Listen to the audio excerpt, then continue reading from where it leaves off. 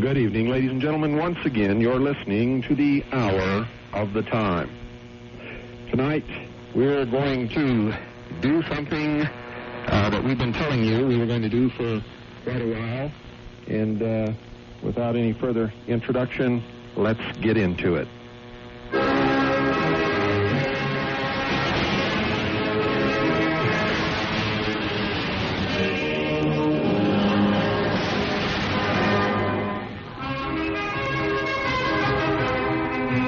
Right, folks, it's the return of our medical sleuth, CAGI member Alex Loglia, who many, many months ago promised to return with his treatise on germs, and tonight, here it is. Now, because we don't have any medical experts here or laboratories with which to conduct these simple experiments, I'm going to have to advise you not to believe what you hear tonight, or from any other source for that matter, at any time. Listen to everyone, read everything, believe nothing unless you can prove it in your own research. We believe that there may be some validity to the information you're going to hear tonight, and that's why we're presenting it to you. However, whether or not it turns out to be true is going to depend upon whether or not we're able to conduct some experiments to either prove it true or prove it false. According to the premise in the tape you're going to hear tonight, the experiments should be fairly easy to conduct.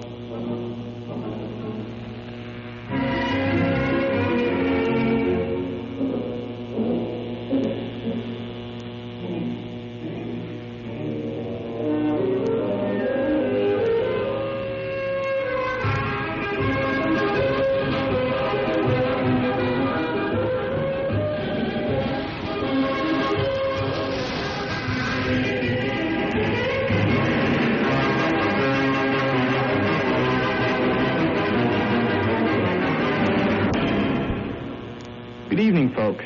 It's been a while since I was on with the last show on vaccinations, and before I get into tonight's subject, which is going to be about the history of the germ theory, I want to give you a little bit of information that I've had dug up in the interim about vaccinations. Particularly, I'm going to mention a couple of bills they're trying to push through Congress right now that you might want to contact your representatives about. I don't have time to go into detail on the show here as to what they're about, but I strongly suggest you contact your representatives about these particular bills. They are S732, the Comprehensive Child Immunization Act of 1993, and S887, the National Immunization Improvement Act of 1993. Both of these bills were incorporated into the Public Service Act of the Senate Budget Bill and passed by the Senate on June 25th, 1993. Also, H.R. 2264, Universal Access to Childhood Immunizations. This act was incorporated into the House Budget Reconciliation Act and passed by the House on May 27th, 1993. Actually, S887 and S733, which is the National Immunization Act of 1993 and the Comprehensive Child Health Immunization Act of 1993, are both still pending before the Senate Committee on Finance, so there is still time to get those particular bills turned back and to have them overthrown, so to speak. They're not good news, ladies and gentlemen, and really, this is a very important issue, so I hope you will take some action. We did have a minor success in that the National Immunization Registry, which was scheduled to open up in 1994, has been shot down, but I'm sure it will raise its ugly head again soon, so keep your eyes out for any information you may hear about a National Immunization Registry. Big Brother wants us to be experimental guinea pigs and wants to track us very carefully in reference to immunizations, and that's what that bill is all about.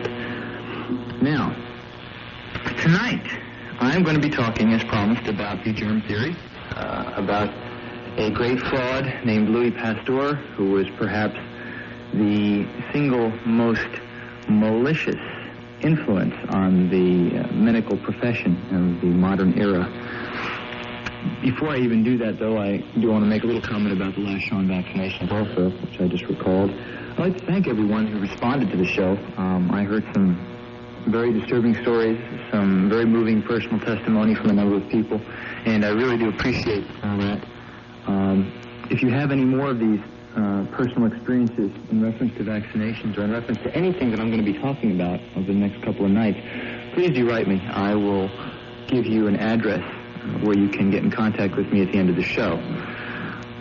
I love new information, and I love people's personal experiences, especially about vaccinations, because I am compiling some data right now to make sure that we never have to have compulsory immunizations. But if we don't do some serious work right now, that very well could become a reality.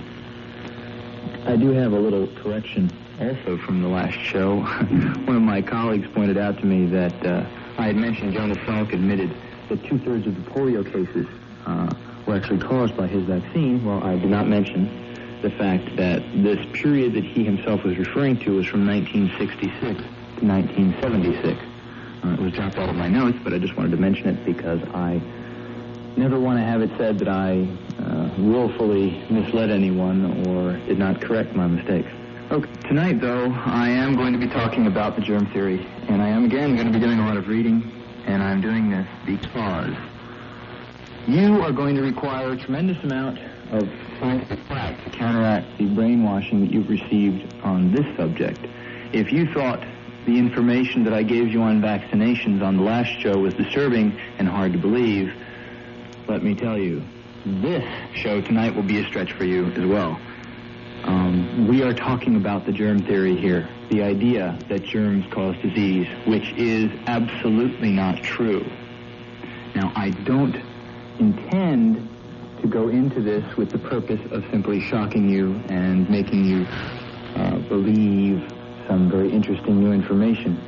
The reason I'm going into all the things that I'm going into over the next couple of nights, specifically the germ theory and AIDS, is because hopefully by the end of this series I will be ready to give you some of the information that I cherish the most in this field, which is how to be healthy.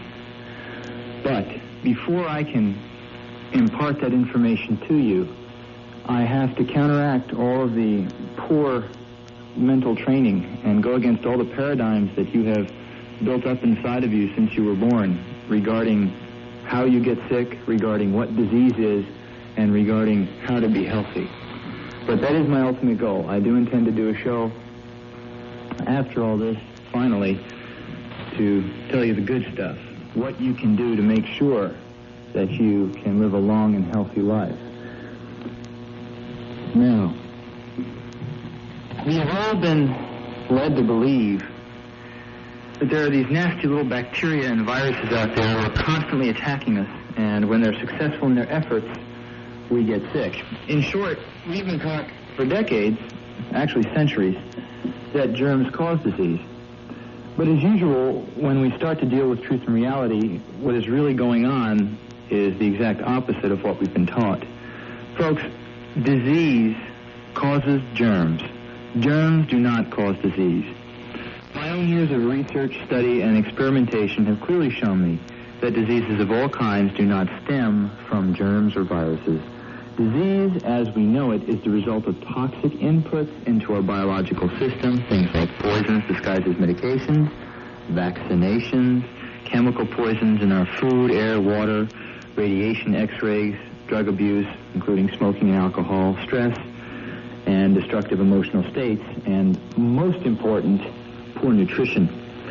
I'm sure many of you out there may think I'm a little bit off my rocker at this point, but do try to suspend your judgment just for a little while as I get into this presentation. You have to understand that modern medicine studies illness, disease, and death. They study dead bodies, diseased organs, and sick people. Modern medicine does not and has never studied health.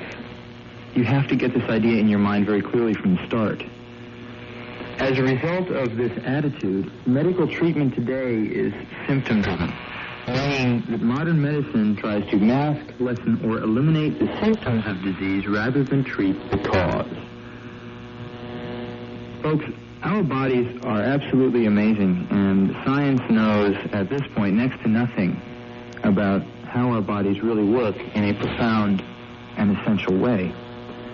Science has a way of naming things and thereby believing it understands. Scientists tend to identify symptoms, create a name, and find a germ, and believe they have understood something. But this way of looking at things is totally artificial and backwards. Now, listen to what I'm going to say very carefully. Disease is the cure, ladies and gentlemen. The disease is the cure. Through toxic drugs, vaccinations, malnutrition, poor eating habits, stress, pesticides, pollution, radiation, and negative emotional states, our bodies are constantly being poisoned, and our bodies are constantly eliminating all sorts of these toxins. It is this natural process of elimination that medicine has labeled disease. From the most mild things like colds all the way up to cancer. What we call germs are organisms and pieces of viral material which are constantly present in our bodies. To claim them as a cause of the symptoms just because of their coincidental presence would indicate very poor reasoning indeed, but this is exactly what has been done. Even more, it is this state of elimination, which we call disease, which medicine calls disease, which creates environments within our bodies where germs can thrive. But these germs do not cause the disease. Germs are the garbage men of our bodies and participate in the elimination and breakdown of toxins and waste products in our bodies. Let me quote Dr. Raymond Rife, who I will mention again later. Suffice it to say that he was a brilliant researcher, and his brilliant discovery of a very unique cure for cancer led to him being victimized by the modern medical establishment, which eventually led to his total breakdown. He developed the most powerful light microscope of his day, with magnifications up to 60,000 diameters and resolutions up to 31,000 diameters. Our current electron microscopes have resolutions up to 25,000 diameters and magnify 100 to 200,000 diameters. But these electron microscopes force the subject being observed to be put into a vacuum, and then it bombards the subject with a storm of electrons. Thus, the structure of what we see in electron micrographs is not real. It has been altered. And we never see electron micrographs of anything in a living state as a result of the entire process that you use to do an electron micrograph. Now, Dr. Rife was around in the early to middle years of the 1900s, and his scopes allowed the observation of living tissues and bacteria. In fact, he had one scope that he developed that rivaled the resolution and magnification of today's current electron microscopes. Nevertheless, his words will serve me well here as an introduction tonight. I quote Dr. Raymond Rife. In reality, it is not the bacteria themselves that produce the disease, but we believe it is the chemical constituents of these microorganisms in acting upon the unbalanced cell metabolism of the human body that in actuality produce the disease. We also believe if the metabolism of the human body is perfectly balanced or poised, it is susceptible to no disease. He goes on later, we have in many instances produced all the symptoms of a disease chemically in experimental animals without the inoculation of any virus or bacteria into their tissues. Now that's a very simple statement, folks, but it's very important, because what Dr. Rife did was he realized, after observing living tissue, living cells, living bacteria and viruses, that germs don't cause disease, and that the symptoms of disease in his experimental animals could be produced with chemical toxins. But these were the exact same symptoms that were being blamed for diseases which the medical establishment claimed were caused by germs. It's important that all of you out there understand that modern medicine and the germ theory is based upon a misguided assumption about infectious diseases originating over a century ago. I'm going to discuss this shortly, but first I'm going to read you a little excerpt from Michael Crichton's recent book/movie, Jurassic Park.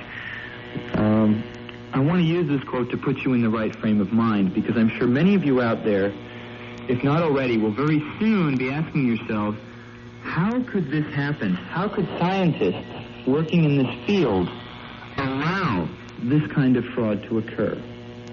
And I'm going to answer that question for you folks, because Michael Crichton has done it quite eloquently.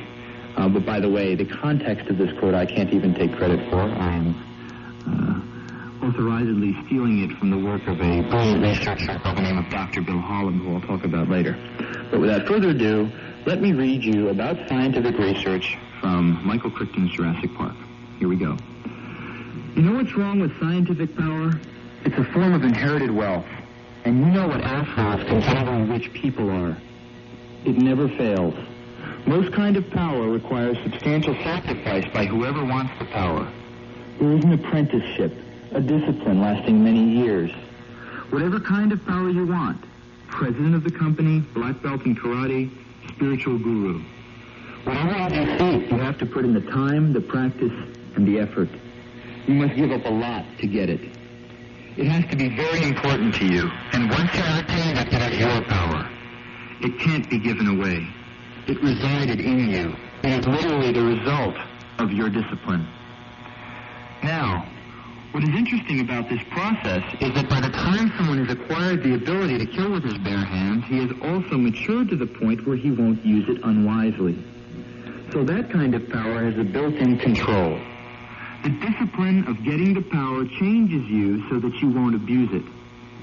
But scientific power is like inherited wealth, attained without discipline. You read what others have done and you take the next step. You can do it very young. You can make progress very fast. There is no discipline lasting many decades. There is no mastery. Old scientists are ignored. There is no humility before nature. There is only a get-rich-quick, make-a-name-for-yourself-fast philosophy. Cheat, lie, falsify. It doesn't matter. Not to you or to your colleagues. No one will criticize you. No one has any standards. They're all trying to do the same thing, to do something big and do it fast. And because you stand on the shoulders of giants, you can accomplish something quickly. You don't even know exactly what you have done, but already you have reported it, patented it, and sold it. And the buyer will have even less discipline than you. The buyer simply purchases the power, like any commodity. The buyer doesn't even conceive that any discipline might be necessary. A karate master does not kill people with his bare hands. He does not lose his temper and kill his wife. The person who kills is the person who has no discipline, no restraint, and who has purchased his power in the form of a Saturday night special. And that is the kind of power that today's science fosters and permits. So with all this in mind, folks, let's take a look at the history of the germ theory. I quote from Dr. Bill Holland's paper, The True Story, Germs, Infections, Epidemics, and Vaccinations. Here is still another chapter which requires a totally new understanding from what you have been told. You are very likely comfortable, after decades of medical germ propaganda, with the simple notion that germs cause infections, which cause epidemics, which require immunizations to cure. After all, isn't that what you learned in nursery school, primary school, high school, college, at the doctor's office, health departments, the media, etc.? Would you be shocked if we told you that almost all that you have learned about germs and disease is not true? But please bear with us as we unfold this extraordinary story. Temporarily suspend all your preconceptions and listen with an open mind, heart, and spirit. What you have learned about germs, disease, epidemics, and immunizations represents 100 years of misunderstanding and opportunism. Organized medicine simply made a mistaken guess about the nature of quote-unquote infectious disease about a century ago. Contemporary medicine has since been building a medical house of cards based upon a non-scientific foundation of ignorance and a few lies. This theory frequently becomes distorted to suit the needs of current vested interests. This has certainly been true concerning the quote-unquote history of germs, infections, disease, and immunizations. We have all been told about Pasteur, the father of the alleged germ theory of disease. It is a classic medical fairy tale told and retold to all of us, including our children. After all, didn't he save all our children from those horrible childhood and adult epidemics? Why, everyone knows that germs cause disease, right? Wrong. Let's go back and look at another version of those times, and you decide. First of all, the germ theory predated Pasteur by several centuries. In 1546, Geronimo Fracastatorio published the first statement about contagion in organisms.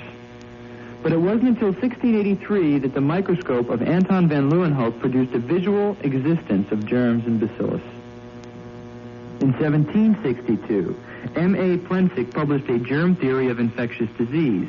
He postulated that organisms living outside of our bodies could invade us and cause infection and disease.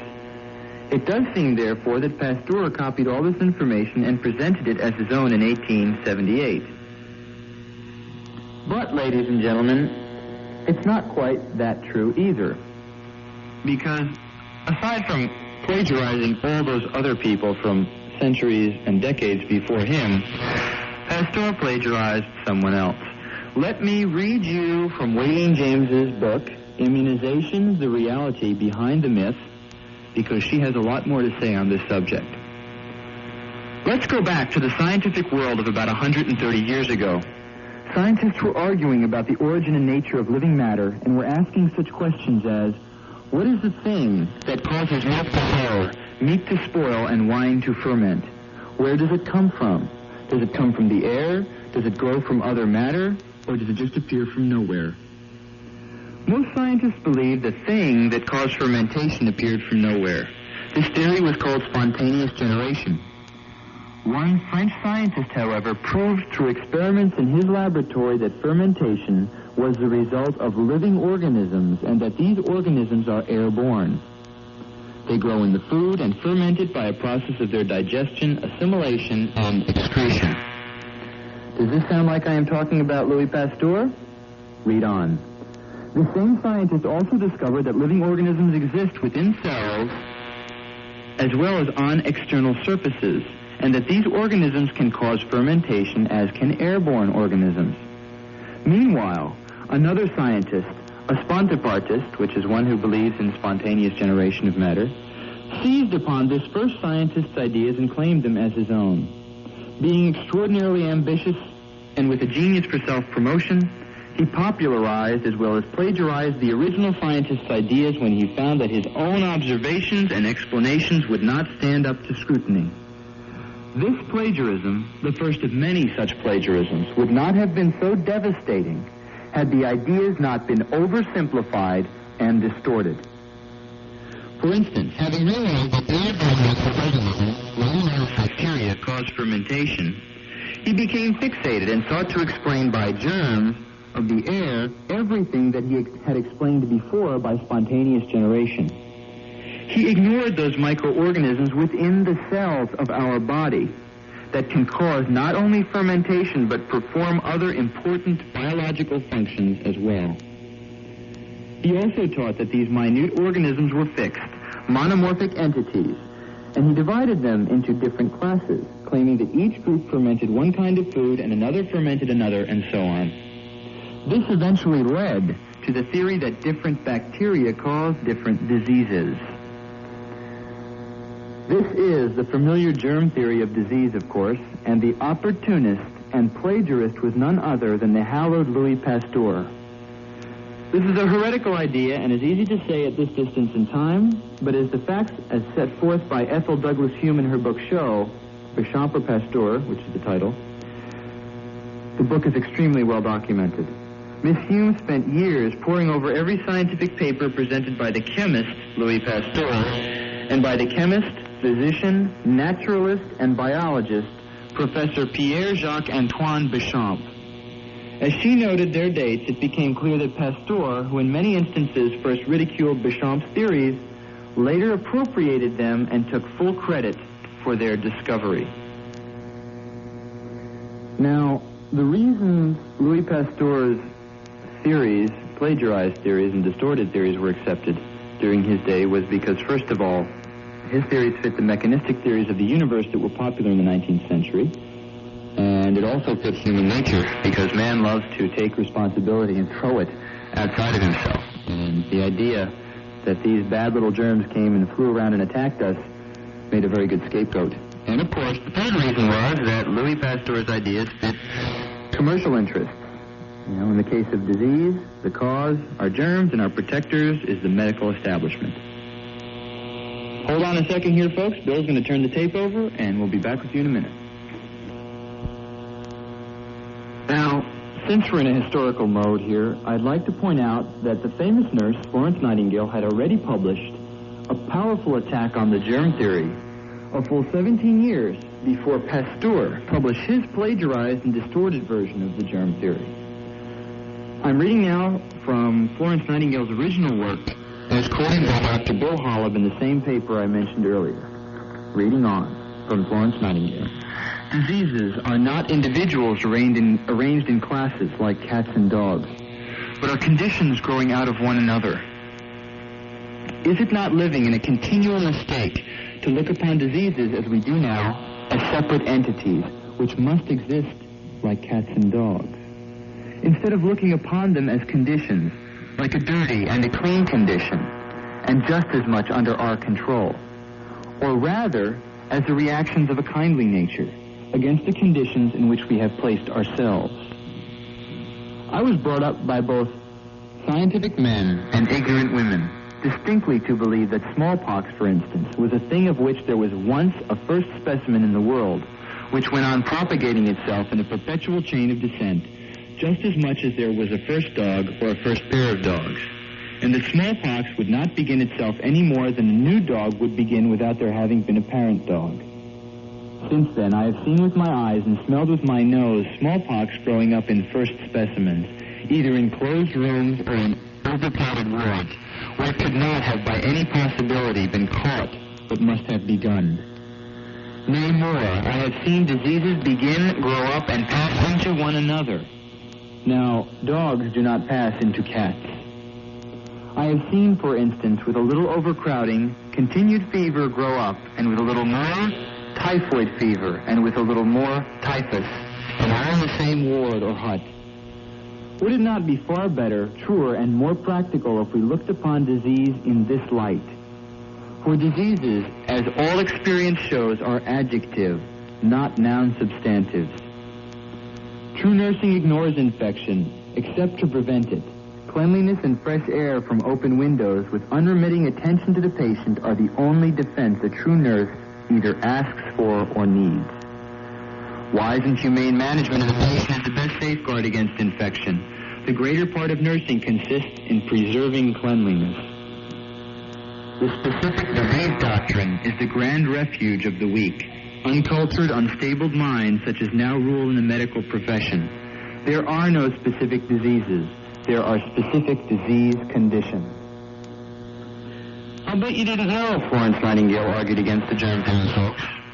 Now, let me complete the picture a little bit now. I'm going to read you a little piece about Bernard Béchamp, the man who originated the ideas which Pasteur stole and twisted.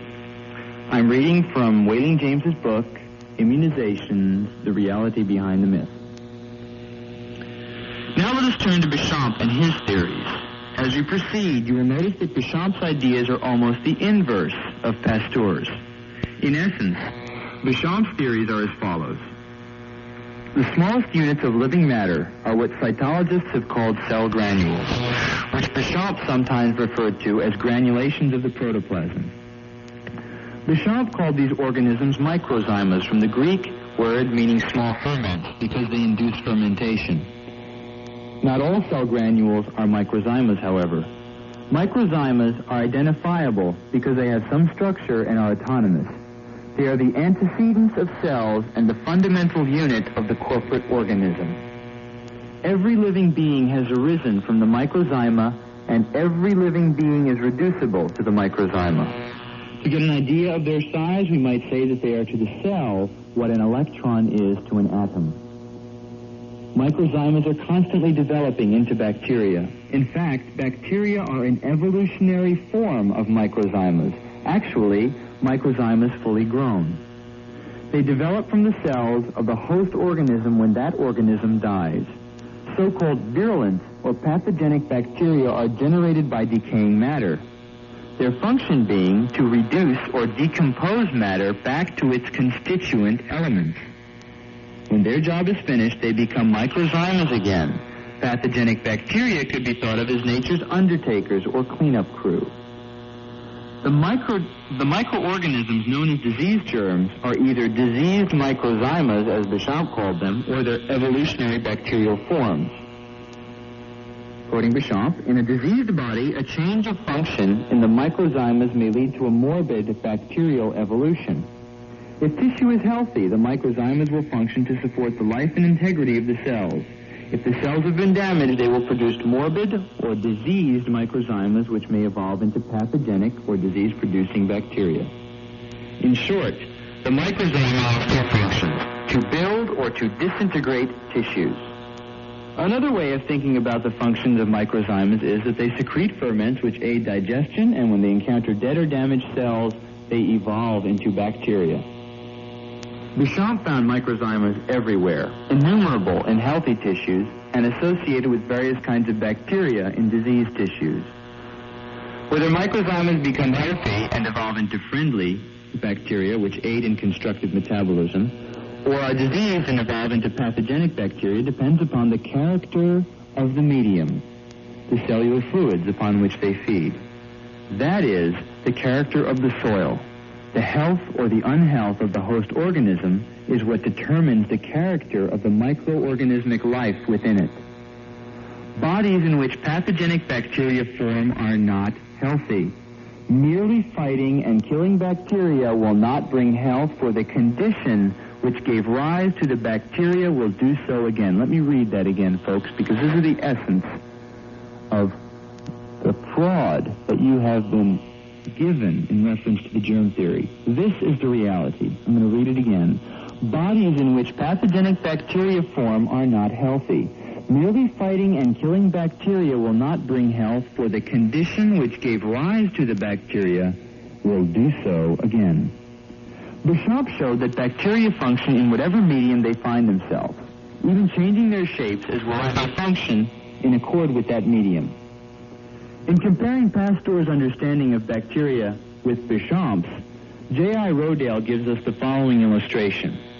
Pasteur might have commented while looking into a microscope, "Here's the bacteria that ferments beer, and this is its shape." Béchamp might have commented, "Here's a bacteria fermenting beer. In beer, it takes on this shape." In other words, bacteria are pleomorphic, or form-changing, rather than monomorphic, or form-fixed.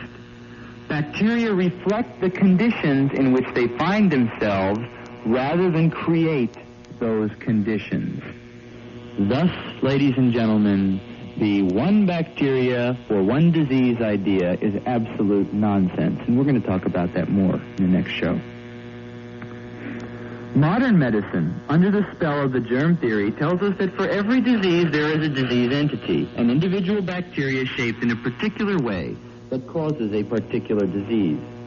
Béchamp showed through innumerable experiments that not only is the germ we associate with a particular disease a product and not the cause of the disease, but also that what some researchers would call different species of bacteria are really different stages of microzymian evolution into their bacterial form.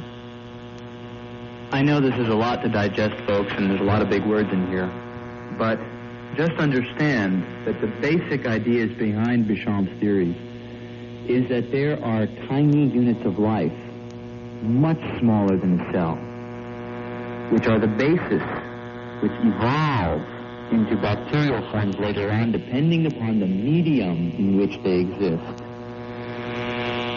Bishop also says that bacteria do not cause disease, germs don't cause disease. They respond to the media they are in. Now, the fact is that what we call germs, being bacteria and viruses and protozoa, function as little garbage men of our bodies. They break down and decompose us and our constituent organs and cellular fluids and all kinds of good stuff when they are unhealthy and toxic. And on the other hand, they also participate in the building process of our body.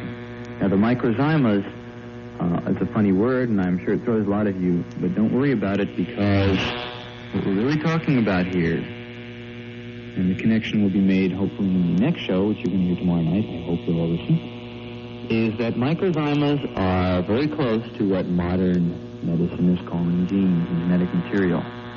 And this is where I'm going to make the connection with the fraud about viruses, folks, including AIDS. But not to get too far off the subject, I'm going to clarify some of what I just read by citing the work of Dr. Henry Lindlar, who's a doctor alive around 1918. And his quotes in his discussions of Bishop are very interesting. Quote, "The physical characteristics and vital activities of cells and germs depend upon the soil in which their microzymas feed, grow, and multiply. Thus, microzymas growing in the soil of procreative germplasm develop into normal, permanent, specialized cells of the living vegetable, animal, or human organism. The same microzymas feeding on morbid material and systemic poisons in these living bodies develop into bacteria and parasites." I am now going to quote another early proponent of Bishop's work. That is one Dr. E.C. Rosenau, who was working in the Mayo Biological Laboratories in 1910. He did a series of experiments in which he took bacterial strains from all different disease sources, things like arthritis, tonsillitis, cow's milk, and mixed them all up and put them in a culture of uniform media. And what he says here is interesting. Quote, "After a while, there was no difference between the germs. They all became one class." Now, you may think, oh, well, one strain overrode the others and took over. Well, that's not what happened, because it was a very well-controlled experiment. And, folks, these experiments have been repeated over and over again. But it's very strange that we are being taught a very, very distorted view of how germs and disease function. Now, Dr. Rosenau did some other very interesting work in this field.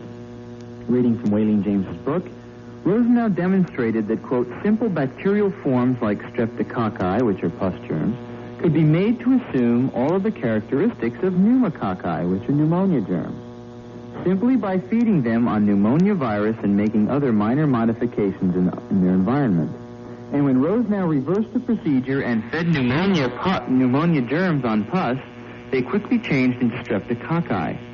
Many other experiments were carried on, and in every instance, the germs, regardless of type, changed into other types when their food and environment were altered. In other words, Rosenau found that various strains of bacteria, or what one might call subspecies of them, could, when suitably treated, become any of the other strains." Now, back to Dr. Raymond Rife of San Diego, who I mentioned earlier, who had built that fantastic light microscope that made living germs and viral material visible for the first time, before or since, actually. Quoting again from Wayling James's book, Rife showed that by altering the environment and food supply, friendly germs such as colon bacillus can be converted into pathogenic germs such as typhoid, and that this process is reversible. Experiments conducted in the Rife laboratories established the fact that the virus of cancer, like the viruses of other diseases, can be easily changed from one form to another by means of altering the media upon which it is grown. With the first change in media, the BX virus becomes considerably enlarged, although its purplish-red color remains unchanged. Observation of the organism with an ordinary microscope is made possible by a second alteration of the media. A third change is undergone upon asparagus-based media, where the BX virus is transformed from its filterable state into Cryptomyces pleomorphia fungi. these fungi being identical morphologically, both macroscopically and microscopically, to that of the orchid and of the mushroom. And yet a fourth change may be said to take place when the Scriptomyces pleomorphia, permitted to stand as a stock culture for a period, becomes the well-known mahogany-colored Bacillus coli. By altering the media, 4 parts per million per volume, the pure culture of mahogany-colored Bacillus coli becomes the turquoise-blue Bacillus typhosus. Simply stated, folks, this means that the virus of cancer can be easily changed into the type of bacteria that normally inhabits our colon, and it can also be changed into destructive bacteria of typhoid simply by slightly altering the media in which it is grown. And remember, folks, our bodies and the substances and the constituents of our cellular fluids are the media in which bacteria grow in our bodies. Now, since this is indeed the single greatest fraud/misunderstanding in all of medical history, before I go any further, folks, I want to be sure that everything is clear in your mind, and I'm going to read now a summary from Dr. Bill Holub, who I've quoted throughout the show here, because it is very understandable, very concrete, and yet very simple. Reading from Bill Holub's work, Béchamp called these microscopic creatures microzymas, and he found them everywhere, in healthy and diseased tissues, in plants, and in rocks, and in the air. He determined that they were the elemental unit of life, not the cell, and that all living organisms were simply associations of these living entities. He further said that their presence was necessary for cell growth, repair, and long-term survival. Today's microzymas are all direct descendants of prehistoric ancestors, changed only by the changes in the Earth's total environment. These microzymas are immortal and are always ready to rebuild, to heal, to rework body wastes, or to decompose you, depending upon whether you are well-nourished or not. They have the same functions as those found in the soil or sewage or anywhere in nature, and they have never, ever been shown to attack healthy tissues. One must remember the climate of medicine at the time. It was just prior to the discovery of germs that medicine literally believed in evil spirits as the cause of disease. Without realizing that the symptoms of disease are actually the body in healing action, medicine sought an explanation for these observed phenomenon. Acting mostly from fear of the unknown, but also from fear of death, pain, and loss of control, medicine postulated the theory that illness came from outside of the individual in the form of a foreign invader. Of course, there was and still isn't any scientific evidence whatsoever for these foreign invaders. But medicine persists because now the foreign invader idea has economic support. Think of it. If medicine can convince you that disease is caused by these foreign invaders, be they evil spirits or germs or cancer cells, then they can also convince you that you have no power over them and only medicine can save you. They may also convince you that nothing you do to change your lifestyle will affect your disease, and so they are able to sell you an endless variety of products and services, which is drugs and surgery. In a very real sense, medicine still believes in evil spirits because germs are today's evil spirits. Supposedly, germs come from outside of you and possess your body to give you illness, pain, and death. Only medicine, of course, has the special magical potions in the form of drugs and surgery to cure you. They want you to feel powerless so that they can take the power in their own hands, and the money too, of course. Pasteur's germ theory fit today's medical bill, so they are determined to hold on to it, despite scientific proof to the contrary from every corner. You see, if these evil germs cause disease, then you can't blame air pollution, drugs, medication, junk food, and a variety of other profitable businesses. Imagine if medicine accepted the true germ theory of Béchamp. The behavior of germs then becomes a consequence of the degree of our nourishing ourselves and our world. Then medicine would have nothing to sell you except the truth, and at the moment, they fear that no one would buy it.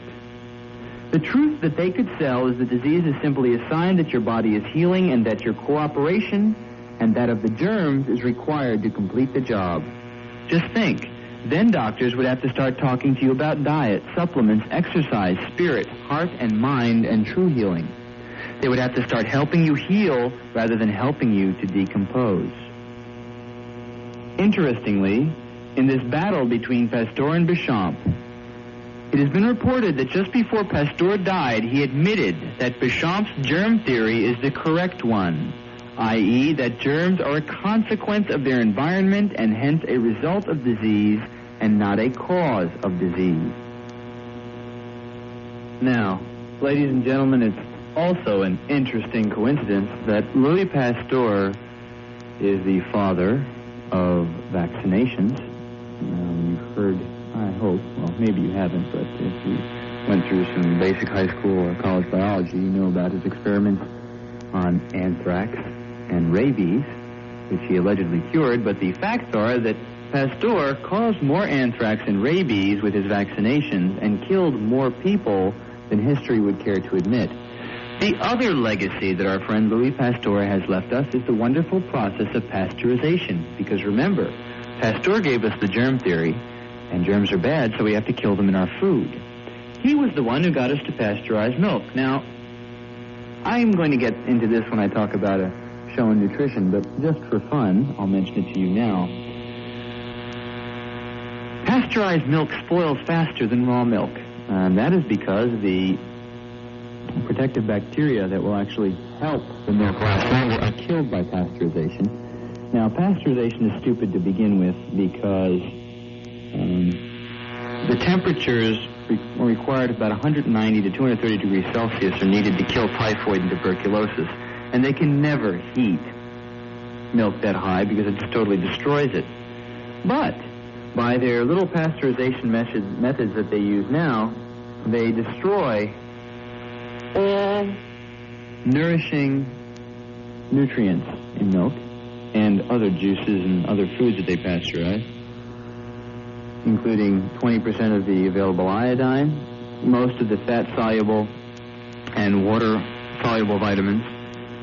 And I hope none of you out there really believe that milk is a source of calcium, because raw milk is a source of calcium, but pasteurized milk is not a source of calcium. In fact, it drains calcium from your bones because the pasteurization process renders the proteins in milk highly indigestible and toxic, and in order to balance the acidic pH condition that drinking milk creates in your bloodstream, it causes a calcium drain on your body. Well, so much for Louis Pasteur. Tomorrow night, folks, I'm going to go into this in detail, and I'm going to bring it to the present day. We're going to talk about modern diseases. We are going to go further into the reality, into the real data about the germ theory, and following that, we're going to talk about AIDS.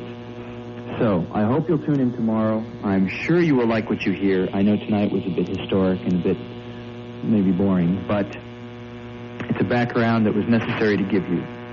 Again, if there is anything that I've mentioned on the show that you would like to know about or want to correspond with me about, or you have information that you think I would be interested in, or you think I'm full of crap and you want to argue with me, you can write to me. That's Alex Loglia, Loglia, 217 East 85th Street, Suite 246, New York, New York, 10028. More importantly, though, I would love to get out what information I have to anyone who wants it. And I do have tons about vaccinations, about germs and disease, about AIDS, about everything in that area. That's Alex Loglia, Loglia, 217 East 85th Street, Suite 246, New York, New York, 10028. You can include a phone number if you want, but you don't have to. I'll get back to everybody as much as is possible. Take care, folks. Good night, and I hope you'll tune in tomorrow night. Bye-bye. Well, I like that, Alex. Well, that's enough of Pasteur. Folks, I hope you enjoyed tonight's broadcast. Again, we'd like to thank Alex Loglia for his great research and all of the information that he has collected for CAGI and for these wonderful broadcasts that he occasionally blesses us with. Good night. Make sure that you're here tomorrow night for part 2, and God bless you all.